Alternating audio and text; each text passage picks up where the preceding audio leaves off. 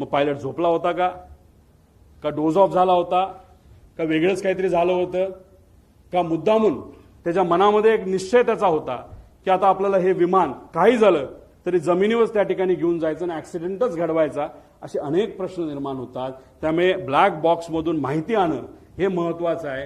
ही natural reaction होती, oh shit. तिथं मेडे बोलावं लागतं, पण मेडे बोलण्याची सुद्धा मानसिकता त्या मॅडमची नव्हती. का? कारण का त्यांना या गोष्टीचं कदाचित काहीच माहित नव्हतं. जेव्हा विमान हाताबाहेर गेलं, नाहीतर तिथं एक सर्किट ब्रेकर नावाचा एक बटन असतं, ते जर बटन बंद केलं तर विमानाच्या सगळ्या गोष्टी बंद होतात आणि विमान ज्या पद्धतीने एखादी बाटली आपण असं फेकू त्या पद्धतीने ते तिथं पडतं, जे तिथं पडताना आपण सगळ्यांनी बघितलेलं आहे.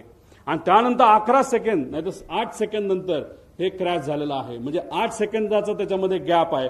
बटन जेव्हा शिफ्ट केलं गेलं तेव्हाच त्या पाठक मॅडमला, ज्या तज्ज्ञ होत्या पायलटच्या, आणि एक गोष्ट तुम्ही समजून घ्या, माझ्या माहितीनुसार हे क्रॉस व्हेरीफाय करावं लागेल, हे कपूर